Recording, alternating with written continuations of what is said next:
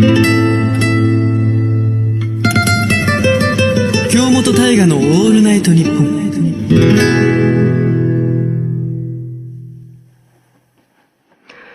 ハロー。こちら京本大我。現在国際宇宙ステーションに乗り込み、銀河系を快適に回遊中。何してる？聞いてくれよ。ランチの食べ過ぎで宇宙服のサイズが心配になっているところだ。帰りは XL サイズの宇宙服をお願いしたいところだね。冗談言ってる場合じゃねえ。お前はこのまま宇宙で暮らすのがお似合いだって言えてる。言えてねえよ。有楽町にいるだろ、お前。ここで一通メールをご紹介します。声の切り替え。変。さっきの方がしっくりくる。ラジオネーム、グリーンティーさん。グリーンティー、緑茶。岡山県の方ですね。京本大我さんは、もう焼き芋を食べましたか？美味しいですよね。ということですけども。焼き芋。まあ、確かにそうか。冬、寒さを感じてきたら確かにね、ホクホクな焼き芋っていうのは食べたくなるもんなんですけど、まあ僕はね、正直まだ今年は食べれてないんですよね。まあいつもこう、さつまいもの炊き込みご飯とか、例年やるんですけど、まあよく考えたら今年まだできてないんで、グリーンティーさんありがとうございます。ちょっとね、さつまいも近々、炊き込みだったりいろんな形で、いただきたいなというふうに思っております。聞きどころのないやりとりだ。ということで、引き続き、次いつ来るかわからない、京本大我への普通歌を募集中です。受付メールアドレスは、st@allnightnippon.com、st@allnightnippon.com、ストーンズの頭文字を取って、st となってます。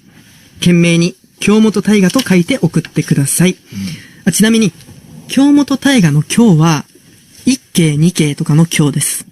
そして、京本大我の元は、京本大我の元です。言わなくていいです。そして、京本大我の大という字は、大きいグミの大きいの大という字です。大きいだけでいいよ、そして、京本大我の我という字は、虫に我で、我です。虫の、最後がちょっとわかりづらかったという指摘があったので、もう一度言います。京本大我の我は、虫の我で、我です。何言ってんの？虫の我で我ですじゃない。我とかの方でしょ？それでは、こちらのコーナーに参りましょう。何虫の我で我です。今週のトマトニュース。さあ。台本にさ、めっちゃエコーで飛ばすって書くのやめてくれる？コシュトマのお時間がやってまいりました。コシュトマ？どういうこと？コシュトマ。いやー、だいぶね。今週のトマトニュースの略これ。トマト界隈にとってもちょっと今回はね、大ニュースとなってしまっているんですけど、まあ、トマトを本当に美味しく保存したいのであれば、冷蔵庫に入れない方がいいよってことが分かっちゃいましたね、今回は。入れちゃってたな。まあ、全米屈指の名門校、コーネル大学の研究によると、トマトは15度以上で最もよく育ち、18度から29度の間では、特によく育つことが分かってます。まあ、このことから、トマトが持つ本来の味を楽しみたい場合は、室内保存が基本ということが発表されました。まあ、ただし、一度冷蔵で保存されているものは、引き続き冷蔵保存がマストなので気をつけてくださいということでね。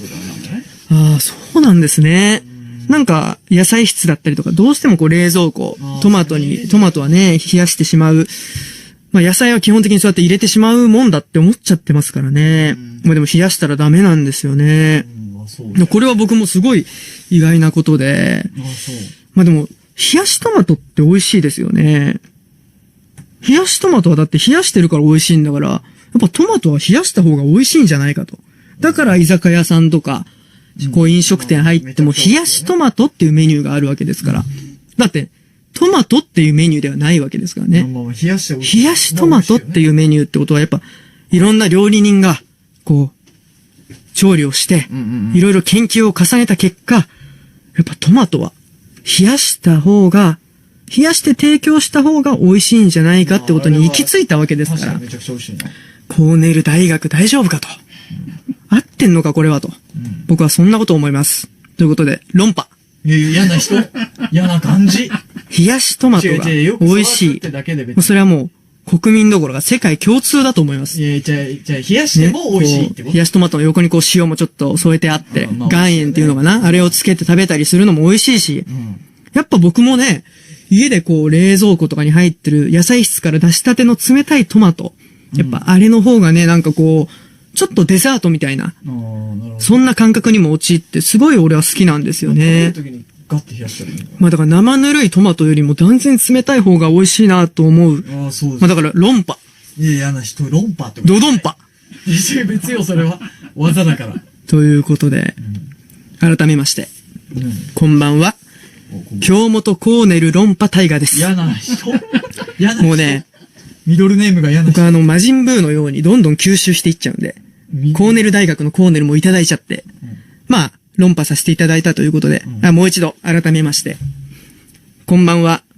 京本コーネル論破ひろゆき大河です。ひろゆき。はい、ありがとうございます。論破にひろゆきさんの名前つくとは限らないけどね。まあちょっとね、名前が長くなっちゃったと思うんで、まあ皆さん略して読むときは、もう僕のことはひろゆきって呼んでください。別の人じゃん、それ。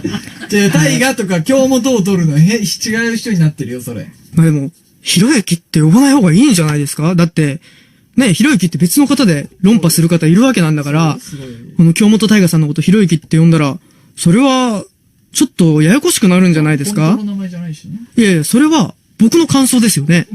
僕の感想なんで、それはバカなんじゃないかな。何やってんの？何一人論破してんの？まあでもうちの彼女というか、まあ奥さんというか、サイ君というか、まあ家内というか、まあ妻なんですけど、言うけどね。まあ妻が言うには、別に、京本コーネル論破、ひろゆき大河っていうのは別にややこしくないっていうふうに、まあそれを略して呼ぶときに別にひろゆきでも問題ないんじゃないかっていうふうに妻はね、言ってるんですけれども、はい、すいません。スパチャのコメント読んでるの多いな。まあそうですね。これもスパチャ500円ということで、まあありがとうございます。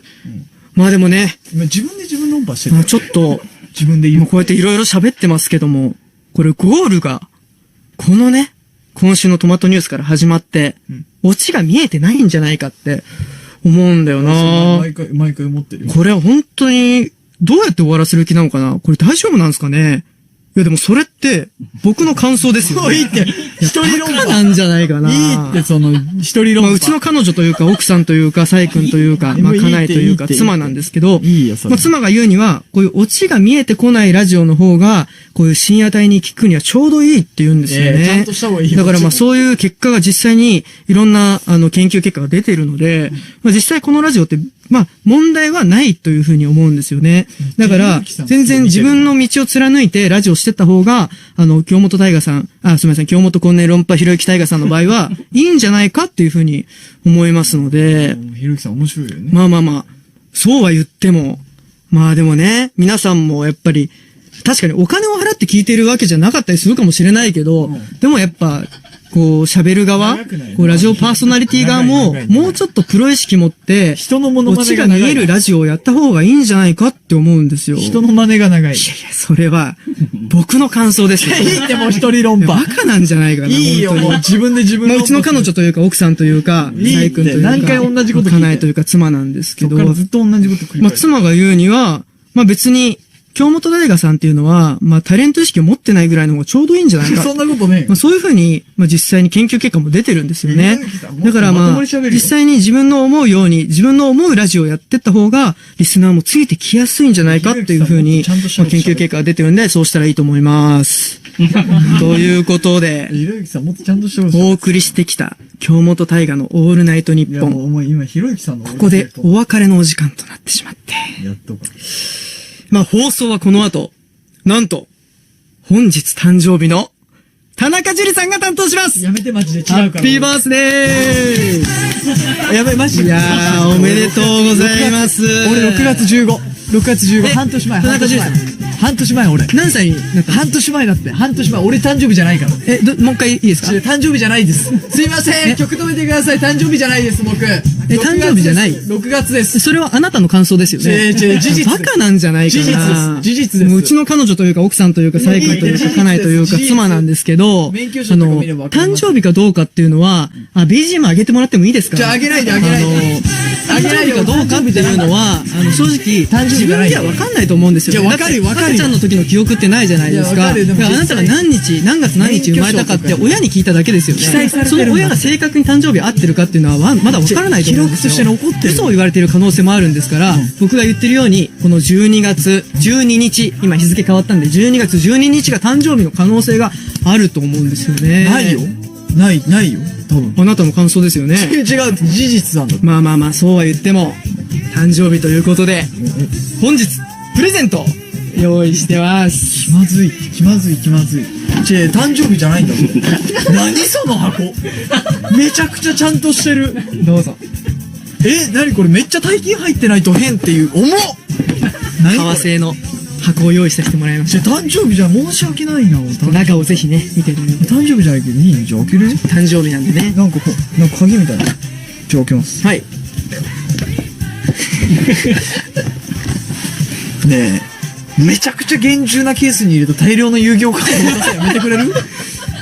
なんかおすすめのカードあったら、もちろん、さすがにね、僕のコレクションなんで、こう全部を差し上げることはできないので、なんか一つ、今とっさに選んでもらったらそれを差し上げますので。じゃあなんかすごい大きい、ブラックマジシャンにしようかな。ブラックマジシャンの 20s 仕様の形のやつですね。はい。まあ、それはダメですね。選ばせろよ。それはダメって言ったじゃん。